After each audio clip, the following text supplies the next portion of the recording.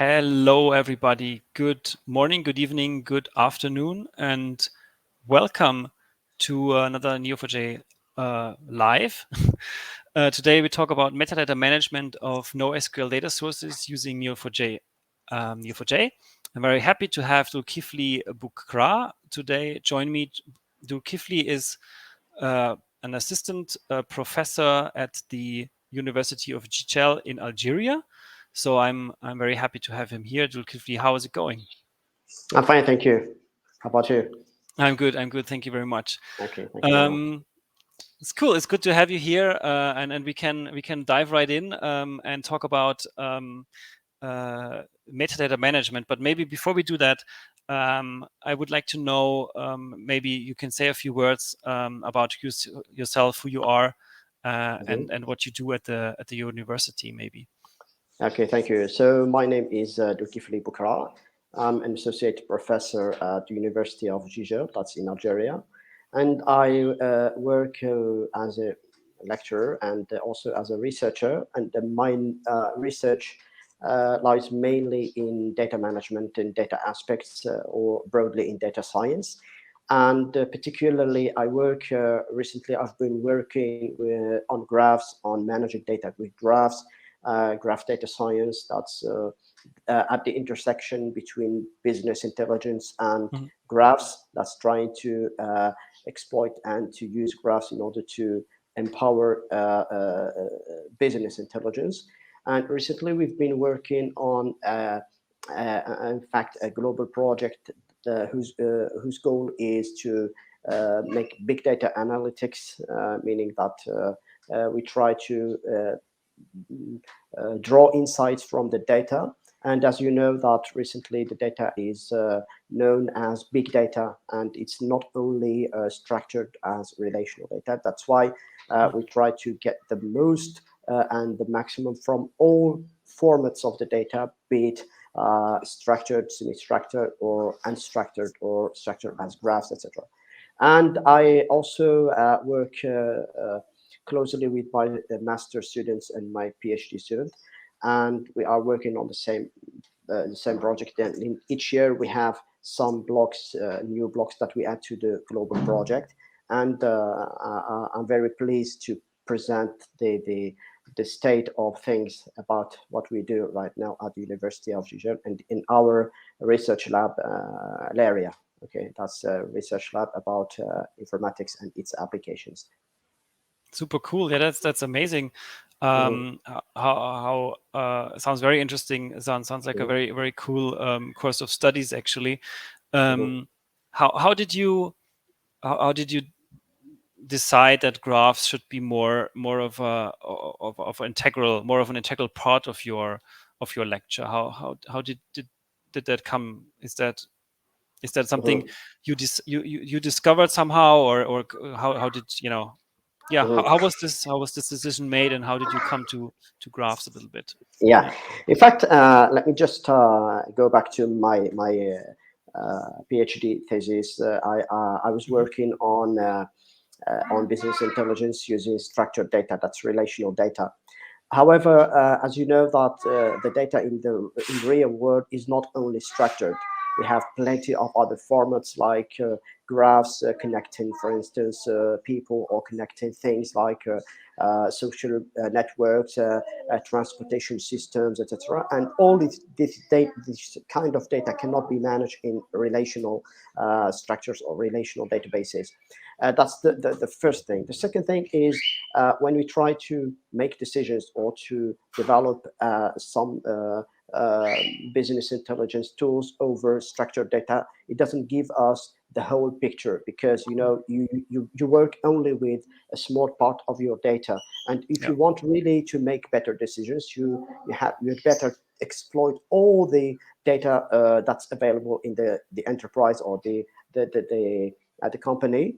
And that's where graphs come into play, because in fact graphs represent many things in corporate or in companies, like customer relationship, how people, how customers and are interacting with the company's products, the comments, etc. All these things cannot be managed in a relational database. That's why we moved to graphs, because it's the best representation of this kind of information. That's connections, relationships between customers, etc. However, we do not work only on in companies context or in industrial context. We also work on other anything that's possible to represent using graphs.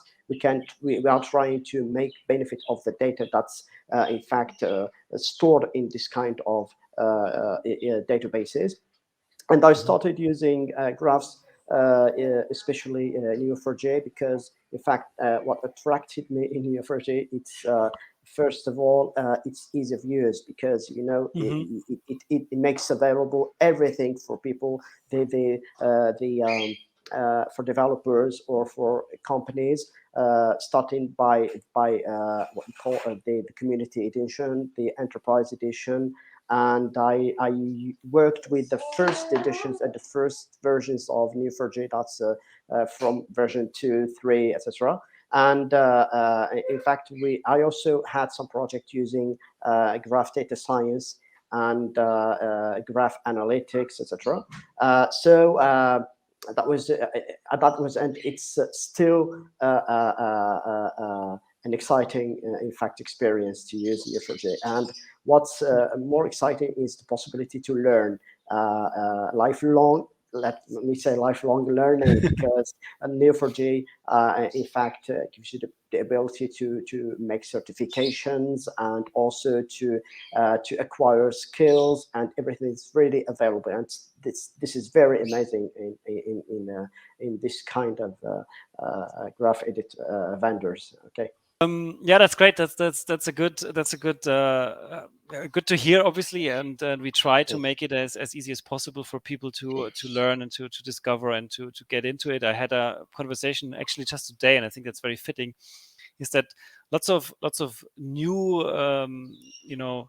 let's say junior developers or people that come fresh from university, or even people that want to move into tech, realize that it's for big companies, sometimes you have to know lots of very hard languages like C++ or something that is more advanced, and then you have to develop, or even assembler maybe, depending on what you need to do there.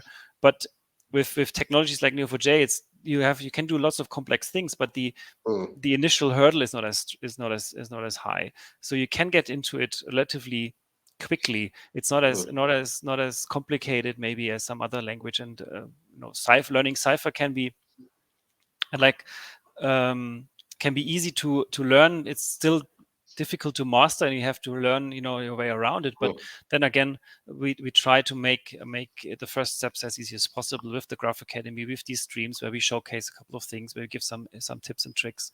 So yeah, it's a good mix. Okay, and what's also exciting about learning is that it gives you the possibility to choose the learning path. Yes. If you want to be a data scientist, or a graph developer, or to work on admin tasks, to administer, in fact, or to manage the database. So you have this a common, in fact, the path that you can choose in order to get certified in anything that you want, especially to make some data science tasks and analytics, etc. And also, I'm very excited about that, because I see that new trends in like, for instance, LLMs or ChatGPT, etc. So graphs are very, very open to that. And I follow many Neo4j developers on Twitter and other social media, who work closely on really cutting edge technologies like large language models connected with knowledge graphs that are implemented in Neo4j, and that shows that Neo4j is really up to date regarding the technology development. Yeah, absolutely. But that's maybe something for a different time. Today we're going to talk about metadata management, and you have, let me get this out of the way, and you have a couple of couple of slides here for us. Mhm. And to talk about this. So maybe, yeah, let's get into it. Okay, thank you. So I'm going to present, as I said before, the current project I'm working on with my students, my master students, whom I thank, by the way, in fact, because they did a lot of things to make things happen, to make this really something that's really interesting for managing the data into within the within companies. And so this is a brief about me. This I've already said that I'm an associate professor, and I mainly teach big data, data science related modules, and I conduct research on big data analytics and especially on graphs. Let me just give you a brief, in fact, my brief and modest experience and my humble experience using Neo4j. So it started from 2017 to 2018 with the implementation, design and implementation of graph decision support system. That's a BI system, business intelligence system that's based on graphs. And in 2020, I worked with my students about uh, implementing an application to make graph analysis that's based on the GDS, that's the Neo4j graph data science. We implemented Mm-hmm. many algorithms uh, like path findings, like community detection, etc. And starting from 2021, I started working on metadata management. So first of all, we developed a software and the first block of the system whose task is to design metadata models and schemas for data lakes. I'll be explaining this later. And in 2022, we added a new block about exploring the data lake in a metadata-driven and graph-based fashion. And recently, I've been working with other students on using the metadata in order to make or to enhance decision making within companies. And the difference between this last block and the first one that we did in 2018 was that in 2018 we worked only on graphs. However, recently we've been working with other data formats like documents and relational. However, the main difference is that the work is based on metadata, and the metadata is represented and stored in as a graph in Neo4j.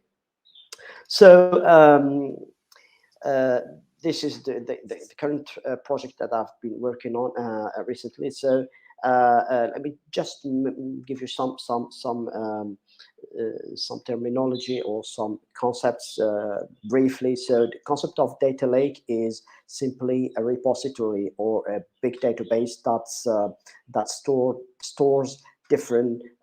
It's like federating different data formats, different databases into one big repository that we call a data lake. So you can see that it's called after the lakes, the real world lakes, meaning that we just put the data into this repository and we think about what we can do with the data later on. The ELT process, that's the reverse of the ETL process, the well-known process ETL, meaning we extract and transform, then we load the data in business intelligence system. However, in the context of data lakes is the other way around, meaning that we first extract the data, we load it into the data lake, and we transform it later to serve different tasks like business intelligence, like machine learning, etc. And the role of the metadata here is crucial because, in fact, in the case of maybe in the case of relational data, the relational data comes with the schema, the schemas that we store in a database dictionary, the table names, the column names, etc., and other constraints. However, regarding graphs or regarding documents, sometimes we say that this kind of data is schemaless, is missing schema, because sometimes you just put the data as, for instance, in the case of graphs, you put the data as nodes and relationships, but there's no underlying schema. This is for flexibility, meaning that you are not really constrained. You can add whatever node you want. You can add whatever relation you want. You may have nodes, the same nodes, maybe similar nodes with different properties. You have similar, maybe similar links or edges with different properties, etc. That gives you, in fact, a faithful image of your data, because you keep everything as it is in the real world. And in order to be able to store this data, we call this schemaless, meaning that you do not go through a schema that validates your data before storing it. You store the data straightforwardly. Okay, this is the case of documents and the case of graphs. And the metadata here, it's in fact crucial role is to let the users know what data is available. If you do not have schema like in a relational database, you do not know unless you dive into the data itself and try to figure out what you have as labels, etc. In some cases, like for instance in Neo4j, you can have in a browser, you can have the panel in order to show the available relationships and available labels, etc. Relationship types and labels. However, if you use a real application, a real software, this may not be maybe easy or straightforward. That's why we need metadata. Metadata is here in order to unveil the content, to let you know what data is available in your data lake, in what format, etc. So our goal was in fact to develop, and there is research ongoing on this topic. It's really a hot topic, and research is trying to propose some solutions to manage this kind of data in a central repository, in data lakes. So this is the global system that we've been in fact it's composed of different blocks. Our system is here in dashed line. You can see, in fact, its name is Mega because, in fact, it was the name we gave to it in a research paper that we've submitted for publication. And this global system is composed of the data sources, for instance, data sources that contain web data or graph data or relational data documents. So we extract the data from the sources, we store the data into data lake zones, because in fact, depending on the architecture of the data lake, you may have some different zones, for instance, the raw data and the curated data, etc. And in some cases, you just have one zone, one zone for the data lake. But what's the most important is how to make sense of this data, how to use it. So our system is here to propose a solution for managing the data, and it's completely based on graphs and implemented in Neo4j. So I'll be explaining these blocks. So the first things are these sources. As you can see, these NoSQL sources or NoSQL sources, meaning that it's not only relational. So these technologies are really hot technology. We have got key values. We have got the column families. We have got graphs as another type of NoSQL data, and we have got document. And in our case, we worked on the relational data, because in fact the relational, we cannot just ignore it, because it's been around for maybe 40 years now, maybe more. And the newcomers are the new things that we manage are graphs and documents. In fact, let me say when I say newcomers, because in terms of databases or systems or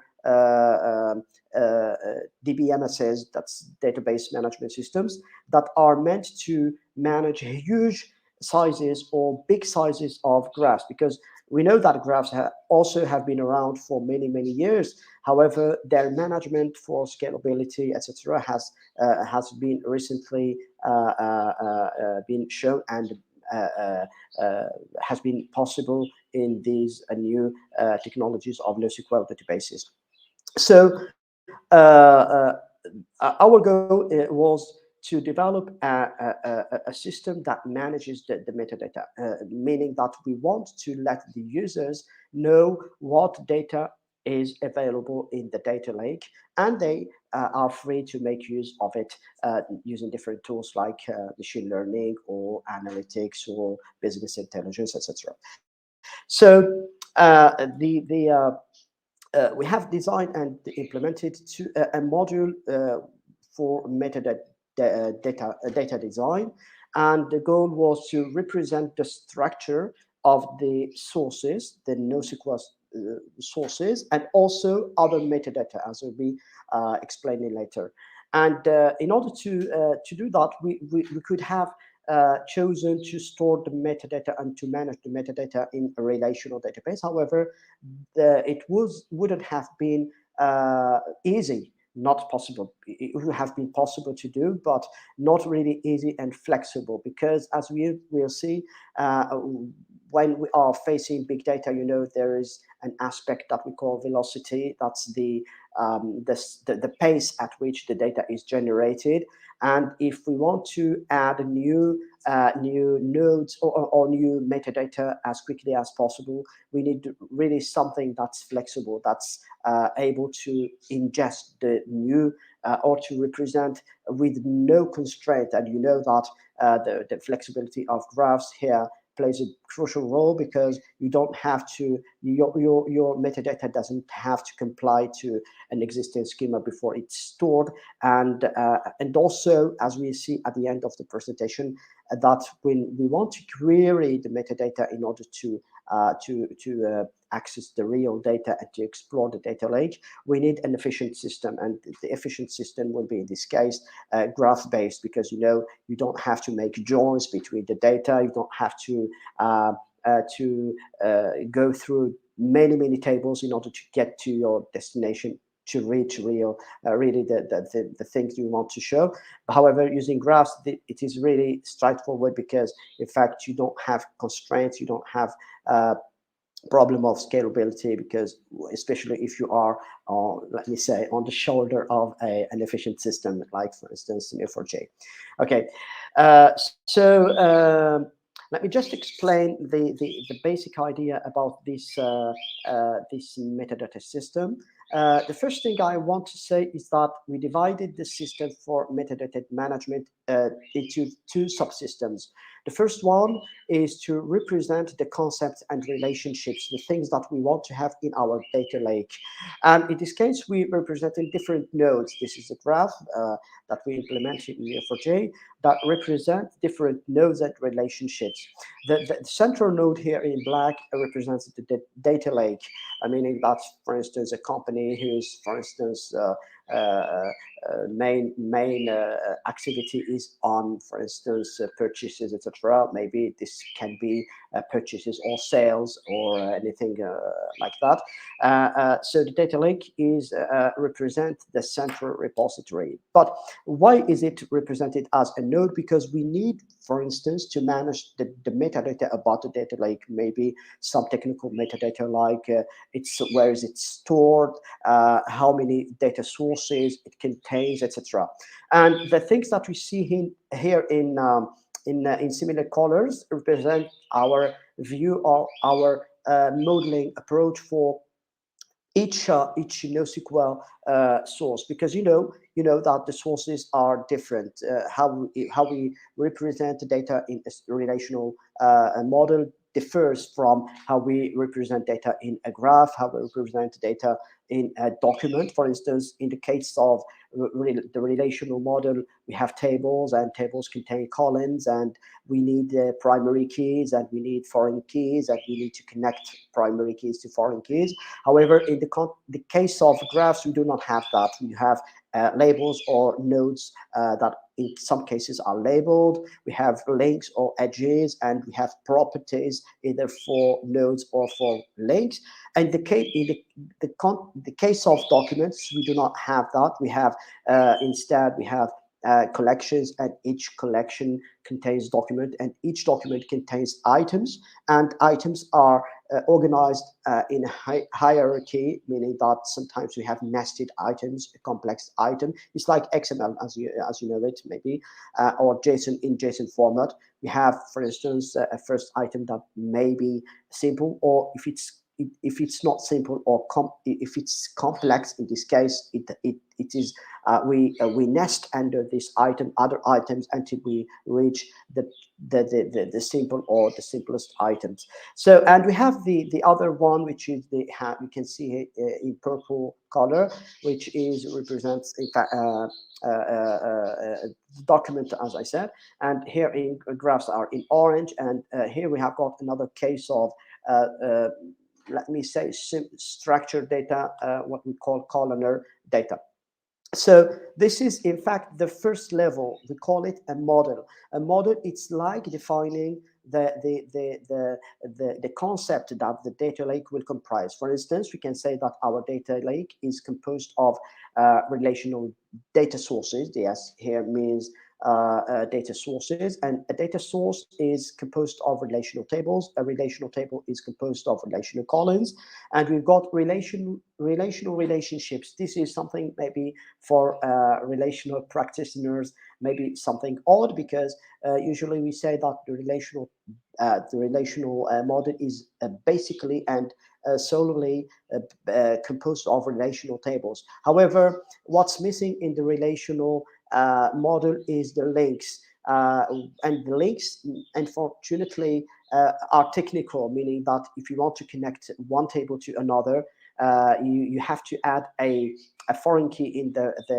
let's say the child table, and a primary key in the parent table, and make things connect, in fact, using the joins in the queries. However, the relationships are still not explicit, they are implicit, because you need to know the foreign key, you need to know the primary key, you need to know the meaning of the foreign key in order to decide to know what the relationship between the table is or represents. In our case, we try to make the relationship between things explicit, meaning that we need really to have this relationship visible to the user in order to be able to manipulate them later. Okay, so let me just move to the second case, how we represented a graph. So this is, let me just say that there may be some misunderstanding or confusion here, because we deal with two graphs. In fact, we have the graph that contains the data, that's part of the NoSQL source. Okay, but we have this graph that represents the metadata, that we have in fact two graphs. So in this global graph, we have a part that manages the graph data. And in this case, we manage, for instance, graph data sources. We may have different graphs stored in different data sources or graph data sources. And a data source contains one or many graphs, and the graph is composed of vertices and of edges, or what we know as nodes and a relationship or edges. Okay, so each vertex can be described by a set of properties. Okay, and also an edge can be described or can have or may have properties. That's why we have this graph PRP. PRP means the property, graph property. So we try to represent everything that's contained in the data. However, this is an abstraction, meaning that this is not our real data. This is just what we want to have in our data lake in order to be possible for us to be possible to exploit it. And we have the document. A document data source is composed of a document collection. Document collection is composed of a set of collection documents, and each document is composed of a set of items or fields. So this is the metadata model, meaning that this is something that a user, a specific user that we called a metadata architect, will be in charge of defining what things need to be there in our data lake management system in order to be able to exploit it. For instance, we can see, for instance, what are the available relational data sources. Each data source contains what the relational tables. Each table is described by which columns, etc. And the same applies to other NoSQL sources. But this is, in fact, uh, if we make an analogy with databases, this is like the schema of a database, and the real data comes after, meaning that this is what we call a metadata model to which a metadata schema must comply or conform. For instance, this, you can see the model level here. For instance, the nodes that I've been showing in the previous picture or figure. And we have got, for instance, a DL. However, when we want to implement really a real system for metadata management, we name, in fact, the name of the node here becomes the label name here, because we've got here at the model level DL. However, when we instantiate, meaning that we create an instance, it's though the at the model level we have classes of things that we want to instantiate. For instance, these are instances. For instance, this is an instance of the DL class, and you can see that we also used at the schema level graphs. We'll have two graphs, in fact. One will comply to the other. The schema graph will comply to the model graph, okay, or the metadata model graph. For instance, when we create an instance, we say, for instance, that we have a real data lake that's we call, for instance, StackExchange. In this case, we create it based on this model node, and it will inherit, or it will take the name node, the node name, sorry, as its label. For instance, if we want to create a real relational table, for instance, named users or called users, in this case we base it on this node at the model level, that's relational table, and we take it, so the name here will be the label for that node, and we can see that, we can explicitly know that this user is simply a relational table. And the same here, we've got this node that represents graph vertices, and when we create really a graph vertex or a graph at the schema level, named, for instance, posts, in this case we know that in our metadata schema, this post represents a graph vertex, and the same applies to others. So we cannot just give examples of all the nodes in the model. Okay, there's something, in fact, a particular node that's really interesting, because it's really crucial, and it's a central node that manages the database, the metadata. This node at the model level, the model level is called MDPRP. PRP meaning it's metadata property. Metadata property, when we instantiate it, when we create instances for this, we link these instances to the instances of the other data lake elements that we want to manage. For instance, if we have a metadata property called data type, we want, for instance, to add to know the data type of some elements in our data lake. For instance, a relational column, for instance, a graph property. In this case, we link this node, this instance metadata property, whose value is the data type, and label is empty property. We link it to these two instances, and we add in the link between them the value of the property value. We have got a property named value, and this property will hold the value numerical. How do we read this graph? We read it by saying that the relational column user ID has a data type that's numerical.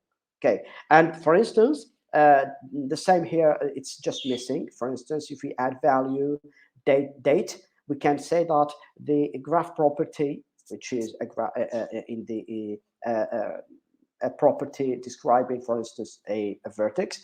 This birth date property in the graph has the data type, for instance, date. This is the first use of this special node metadata property. The second use that's very interesting is in order to align the things or the data elements that represent the same things in our data landscape. For instance, if we have a relational table called users, for instance, and we have got a label in our graph, meaning the graph, the data graph, meaning the graph that contains the actual data. In this case, if we got a label called, for instance, person, and you know that the difference between them, maybe they mean the same thing. Users in the relational table means the same thing as person in the graph database. How do we align them? In order to align them, we add this. We use, in some cases, we can use ontologies, for instance, or neo-semantics, etc. However, in our case, in order to not to in fact, to overload our system by external tools or external ontologies, we just made use of this MDPRP that's called business name. And in this case, we mentioned the same value in the links. For instance, here we say that users and person mean really the same thing because they have the same business name. If we wanted to have different things, for instance, if person represent, for instance, not users, for instance, customers, etc. In this case, it'll have another different business name. But here we, on purpose, I use the same business name to show that in this case we can align the relational table users to the graph label person, although they are in separate databases. One is relational and the second is a graph. Okay, so this is the second and very important use of this MD property node. So let me just move to the use case. Our use case, sorry, I skipped one slide. Our use case was the well-known StackExchange that computer scientists know about, especially for programming, Stack Overflow.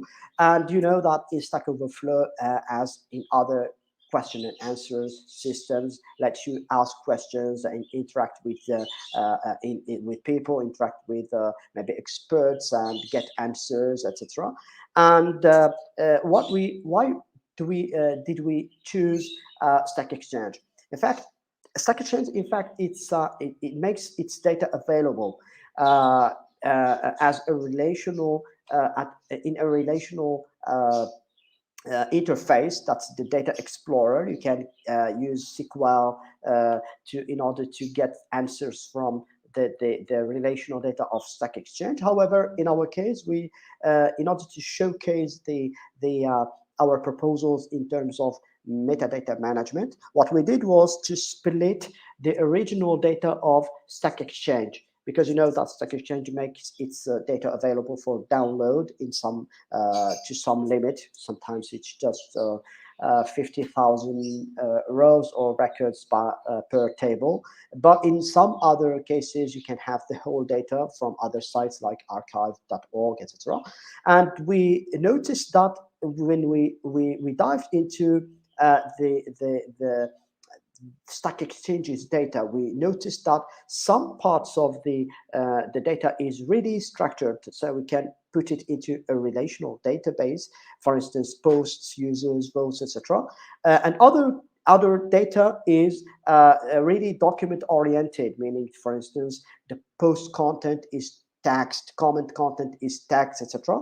And for graph data, when we want to represent the relationships between users, for instance, a user has posted, for instance, a post, the post has been commented or answered by another, these relationships are better stored or managed using a graph. That's why we split our data from StackExchange into these three NoSQL databases. So, and we created a graph. We created, in fact, the metadata graph and the metadata schema. So you can see, for instance, here, this is the data lake node. This is the instance or the schema level. We have got a real data lake that's called StackExchange. Here you can't see because it's just a screenshot. But if you were on the real database on the browser, it would be possible to see that this StackExchange has the label DL data lake, and the DL or StackExchange data lake has three sources. The first one is what we called StackExchange and MySQL, because in fact it's stored under in MySQL database, a relational database. The second is StackExchange and Neo4j, because the graph data of StackExchange, we stored it into a graph in Neo4j, and the other one we represent in documents. We stored it into a document database.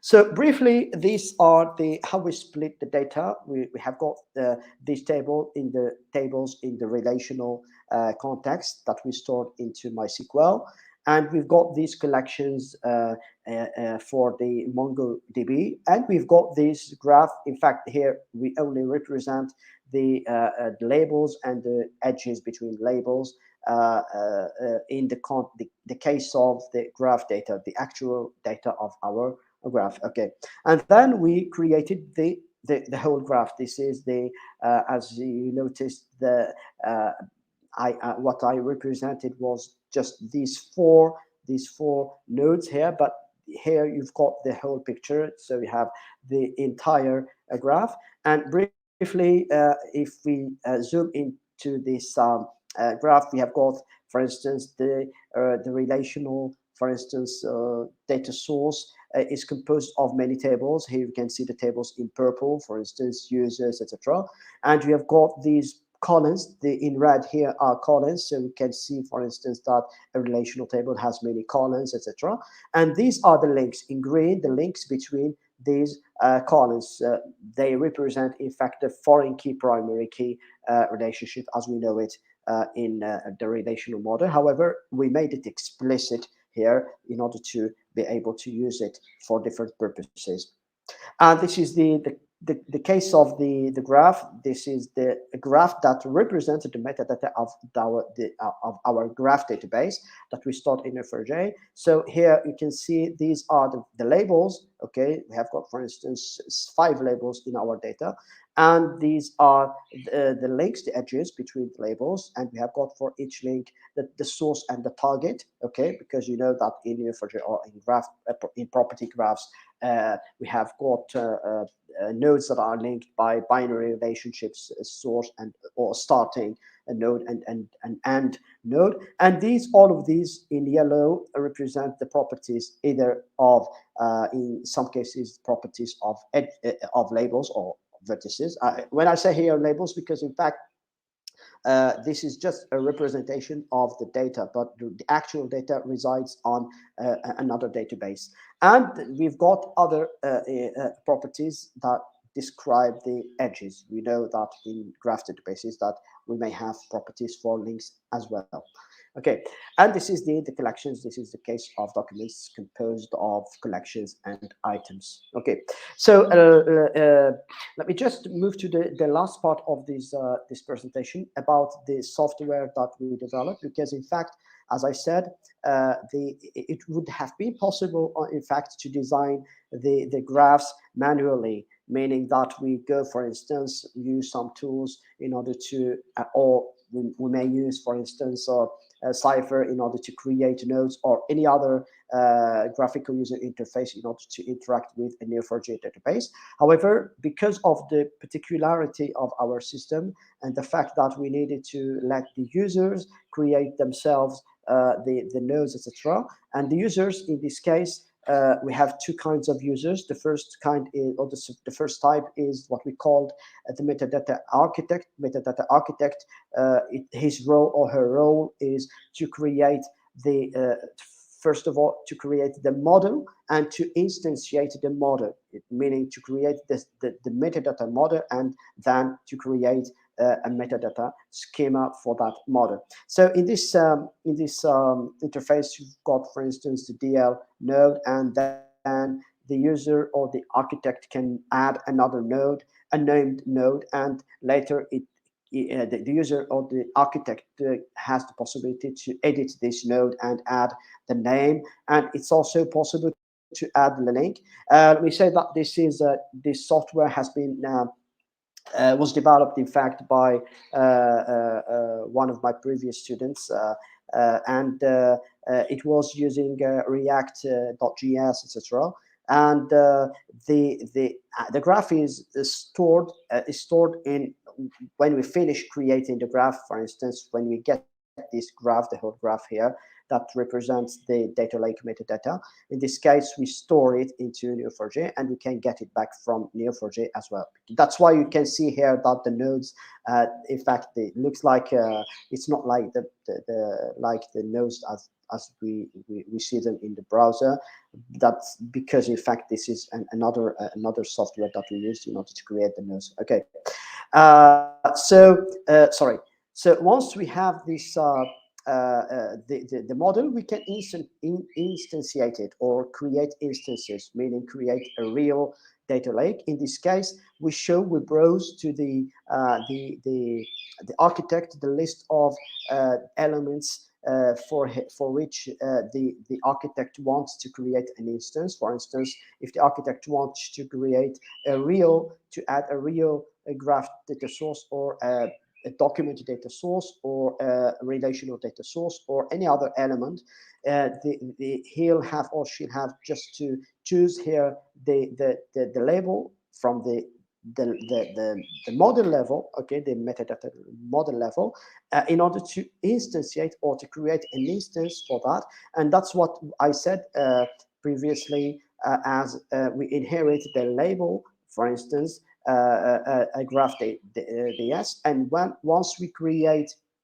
for instance, the new node at the schema level, it will automatically, via the application, inherit the label of its class. For instance, here we have just created a relational DS, for instance, in our data lake. Okay, and we get the similar schema as the previous one. Let me just go back here. Sorry, this is the model level, but here we have got the schema level, meaning that this represents really a a real data lake with named tables, with named graph labels, etc. Okay, so that was the first project in 2021, and later on we worked on another block of the system, if I may say.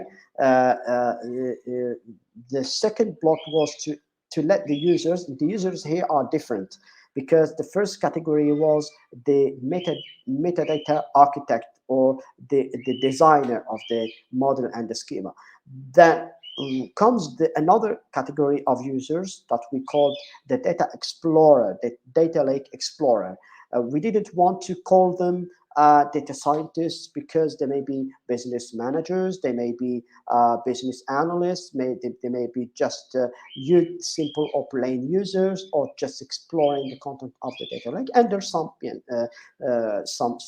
security constraints, of course. Okay, so the second tool, or the second block, was about exploring the content of the data lake, and through the graph of metadata, we can access the actual data. Okay, so here, if previously I said that we made the choice of graphs because of their flexibility in adding and managing the nodes in the metadata graph, be it the model graph, or the graph model, or the graph schema. But here we are exploiting the graphs again in order to efficiently query the metadata model. If we use, for instance, another technology like a relational technology in order to store our metadata model, we would have maybe issues, because we need to make joins. For instance, when we want to know, for instance, what are the available data sources, the relational data sources. We need every time to make a join between table data sources and table relational tables and table relational columns, and these joins will be time consuming, and you know that this is the main drawback of the relational, or the main limit of the relational model. However, this is no longer the case with graphs, because graphs you connect in a straightforward fashion your nodes, and you get what you want in an efficient manner.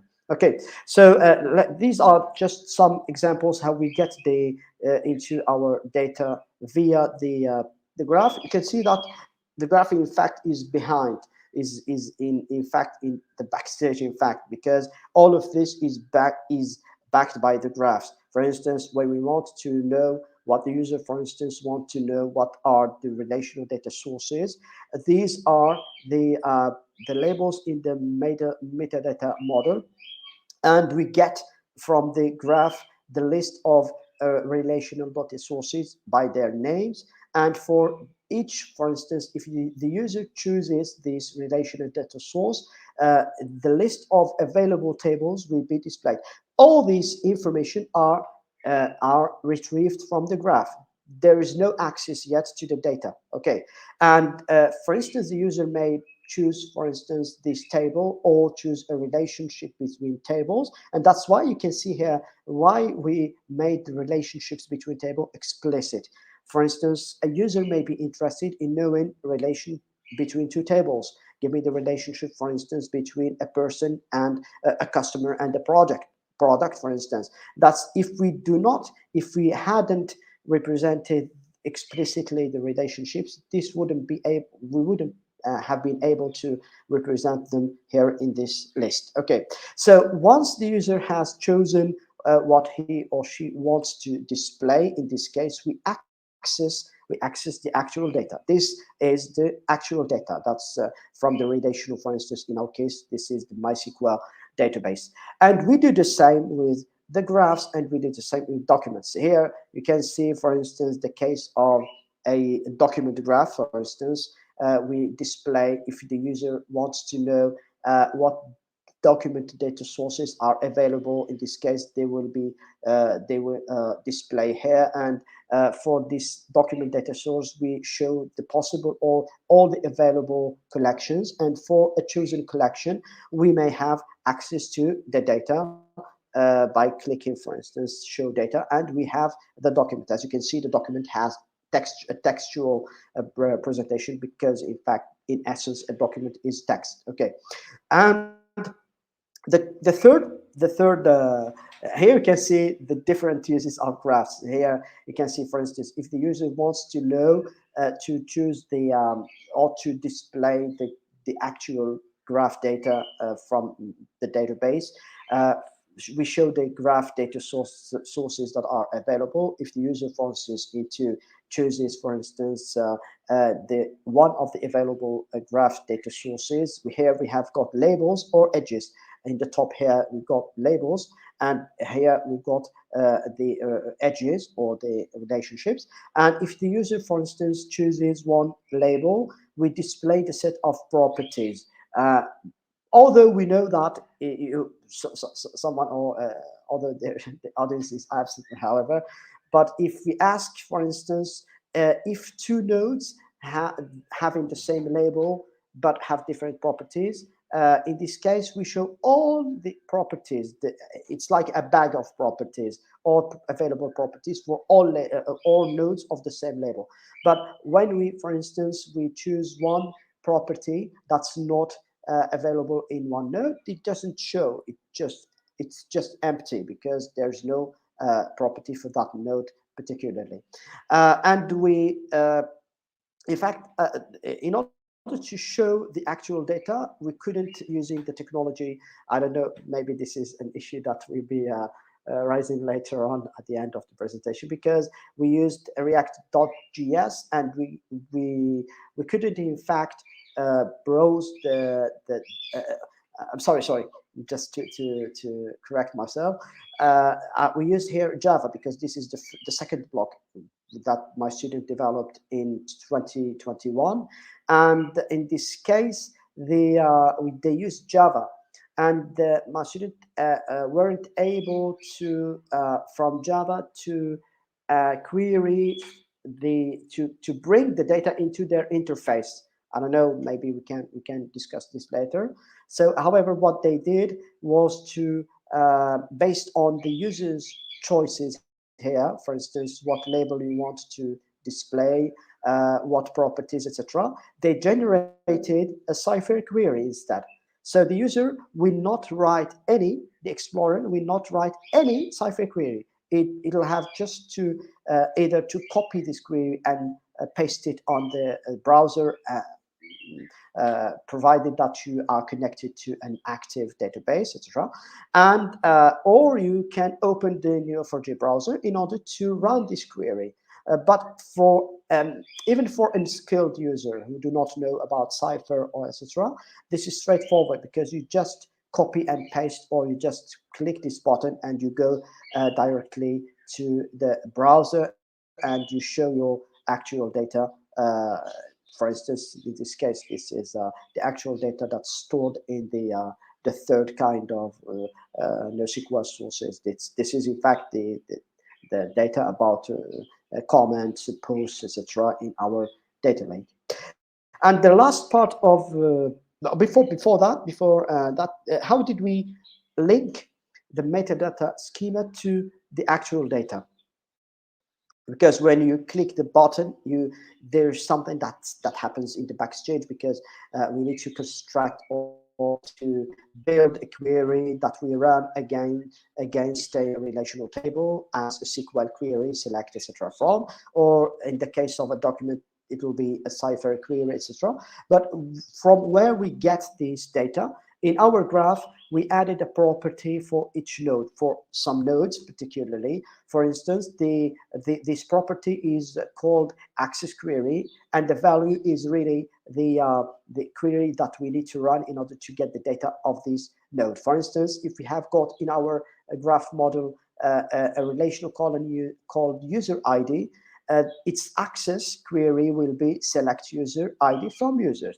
In fact, yes, this is hand coded in by the metadata architect, meaning that we need for each element to write the query. However, if we suppose that the metadata architect is a skilled person, it's like a database administrator, meaning that he knows about Cypher, he knows about SQL, etc. It's not like the data explorer, who may not be as skilled as the or enough skill to write by himself or herself the queries. That's why we the task of adding these queries will be of that of the data architect instead of the data explorer. So data explorer will not write any query. And the same, for instance, if we have got another sorry, this is not relational, this is a graph vertex. Sorry, I just forgot to change this. However, in the case of a graph, for instance, in this case, we write, for instance, the Cypher query match users, return user ID, etc. And when the user chooses, the explorer chooses that property to display, we just get the value of the access query property, and we run it in our system, and we get the data and we display it to the user. So the last part of our system, the last block, that's a BI or business intelligence block that allows the user to make sense of the data, to exploit it. And let me just briefly, maybe in a nutshell, say that this is the old way, the old school of BI. Let's say, although it's still is still up and is still used, meaning that usually corporates or companies use data warehouse in order to extract the data and model it using a star schema, and use some tools in order to analyze the data, for instance, OLAP tools, reporting, or data mining. However, this is not the case with big data or data lakes, because in the case of data lakes, we cannot just define or predefine the structure of our analysis. So it cannot be decided upon beforehand. We need to allow the users to define, to create these cubes that we call cubes on demand and in a self-service way. Self-service way meaning that it's the business manager or the business analyst who will create his or her own cubes on demand and in when needed. Meaning, for instance, we get the data up to date in our data lake, and we want to analyze this updated or up to date data when needed. So we developed, in fact, a piece of software in order to take the data from different NoSQL sources and to build this cube. A cube, for instance, may represent sales, for instance, of a company that we analyze along different axes or dimensions, like sales by products, sales by date, sales by market, etc. And in order to get this cube, traditionally, we use the ETL process and the cubes are predefined. However, when we are facing big data challenges, in this case, we cannot just create these cubes beforehand. We need to let the users create them on demand. And in order to do that, in fact, we exploited the graph again. So this is another, maybe third category of users will be in charge of defining the cube, and my students in 2023, they have just defended their master's dissertations. They developed, in fact, a system that queries the metadata graph in order to know what are the relational data sources that are available, and for each relational data source, what are the tables and what are the relational relationships, etc., in order to define what we want to analyze, what we call in business intelligence the fact to be analyzed. And the same, we query the graph in order to define the measures. The measures are some like KPIs in companies, key performance indicators, for instance, the sale amount, etc., in order to let the user choose by himself or herself the indicators or the measures. We use the graph again in order to show for the fact that has been chosen by the business analysts, for instance. We show for the relational tables all the available columns. This is using the graph, and for each collection or document relationship, I inverted them here. The doc should come here, and the graph should come here. So I try to update the slides later on. Okay, so we for each vertex or for each edge, we show the set of graph properties to let the user, in fact, choose the key indicators, what we call KPIs, for instance, sales amounts, sales, for instance, quantity, etc. And then we let the user or the analyst define the dimensions, the axis of analysis of the cube, always using the graphs. For the relational table, we get all the relationships between them. For the document collections, we get all the relationships between them that may play the role of dimensions. And for the graph vertex, we also get the edges between these vertices. And these nodes will let the user choose the dimensions that he wants or she wants to get to have in the cube. Okay, and finally, we also use the graph in order to organize our dimensions in a hierarchy. Meaning, for instance, if we have got links between for instance, a customer, city, and the link between the city and the country and the region. So we get this hierarchy in order to be able later in the cube to group or to aggregate the data, for instance, knowing the sales by customer, the sales by city, the sales by country, the sales by region. And this kind of relationships is what we call a hierarchy in business intelligence. And finally, when we are done creating the structure of the cube, we create a graph for this cube, and this graph will be stored in a graph database. And this graph will also be used in order to access the actual data and to build the cube. We build the cube and we store it into a relational table database. Why is it structured? Although we were dealing with graphs, documents, and relational data, because in fact, at this stage of our work, it's not possible to create complex cubes. Our goal was to make the cube structured, because the available tools for BI are mainly based on structured data. There are not really, let me say, off-the-shelf tools that use or that analyze the data in different formats at the same time. Okay, so this is the end of my presentation about, in fact, our system, how we represented different sources in a graph at two levels, and the blocks that we developed, and we are still working on other things, how to be able to carry out some machine learning tasks on different things. However, the graphs will always be used, because the metadata graph at the model level and at the schema level will be the center, and the driving, in fact, the driving the driving model, in order to get things done by different categories of users. Okay, this is my presentation. Then thank you for listening, and the floor is yours, Alexander. If you have any. Great, thank you very much. That was a lot. A lot Yeah. to take in. I think a lot of, but a lot of good, insightful knowledge here. Mhm. I liked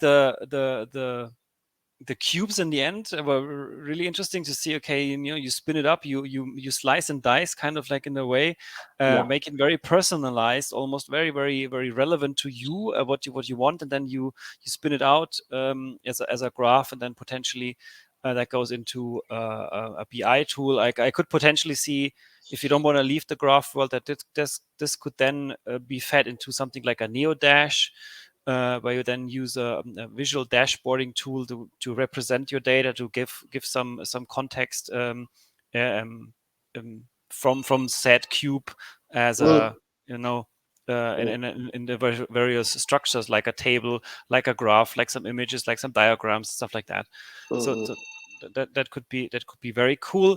And yeah, mm, the other ways of organizing metadata is particularly interesting, especially in the beginning, when you said about it's almost like you create an ontology mm, mm, of your the various sources, right? mm, You have the document store, you have a relational store, you have a graph, you maybe have something else, images probably could be imaginable in your data lake, and then you create this insight.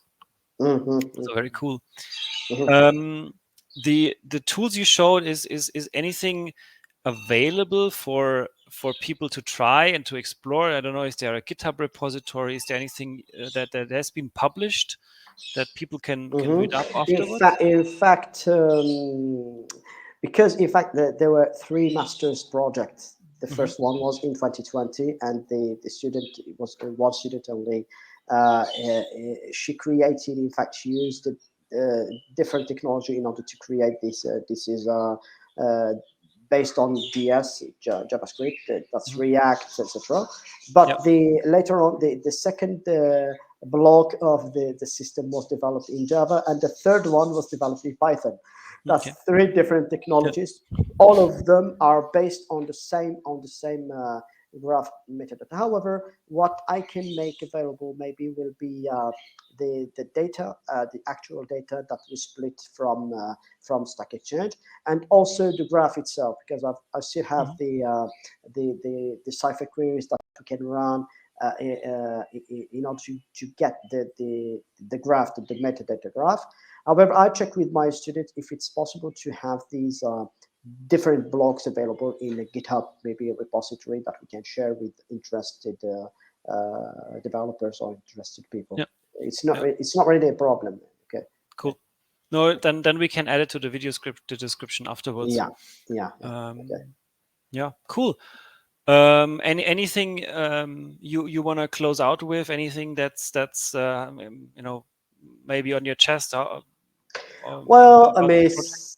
I may Yeah. say that the may say something to maybe to the Neo4j team, which is keep going on, because you see, yeah, because in fact you not only helping industry and use cases, etc., but you also helping research to move on, because all of our personally, not only me, but I follow other researchers' work, and I may say that most of them implement graph-related project using Neo4j.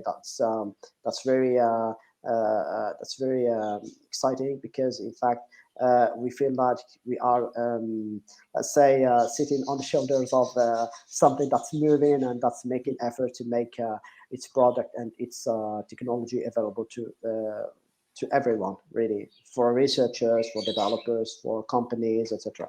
And Yeah. that's why I say a big thank you for all the team, for all these efforts that make things happen for everyone. Okay. Yeah, yeah, absolutely. Thank you for Mhm. building. Thank you for developing. Thank you for putting it as part of your you know, Mhm. course in the university, as part of the master thesis, Mhm.